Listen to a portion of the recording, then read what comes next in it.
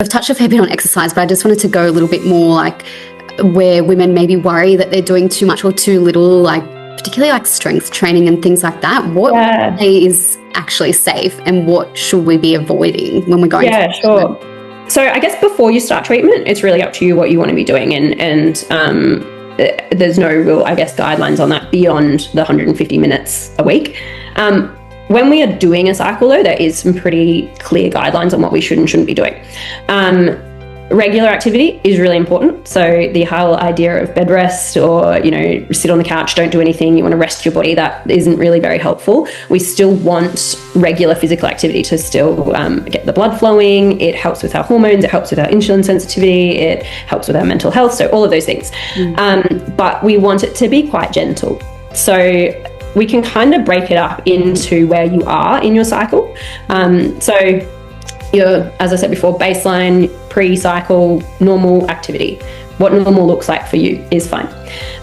During your stimulation part, so when you're using the FSH or the LH injections, light to moderate exercise. So walking, yoga, swimming, cycling, things like that. We're still trying to look for that 150 minutes a week. So 20 to 30 minutes most days is usually pretty doable. We want to try and avoid any running because the impact can be very uncomfortable, but it can actually cause problems with our ovaries. So there's something called ovarian torsion, which is like quite a serious injury that can happen to our ovaries. And when our ovaries are sort of overloaded with lots of follicles, you're at a much increased risk of that occurring. So things like running, twisting, or heavy lifting are the three things that we say to avoid. So heavy lifting, basically anything over 10 kilos. So I would be avoiding sort of like strength classes or really heavy sort of gym strength exercises, things like that. And twisting is the other one. So, I said Pilates, yoga, things like that. That's great. Just be gentle with your core stuff. So you don't want to be putting too much pressure through your core, basically.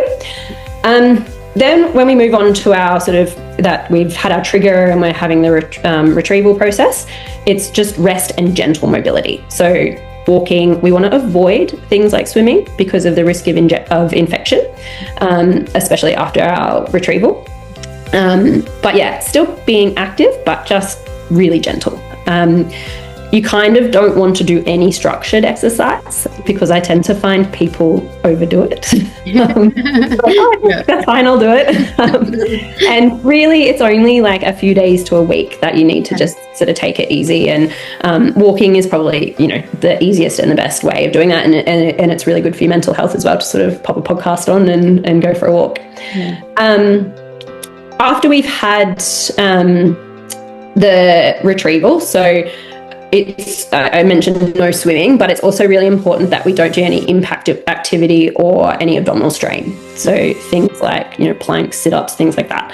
That just puts a lot of pressure on an already inflamed area. If we get any symptoms of ovarian hyperstimulation syndrome, so OHSS, which is pretty rare, but can occur especially if we've gotten heaps and heaps of eggs, so that can be like a rapidly increasing bloat. So your tummy starts to get really big really quickly, any shortness of breath, if you're not going to the toilet as much, anything like that. If that happens, we're obviously not doing any exercise and we're contacting our clinic or our hospital straight away.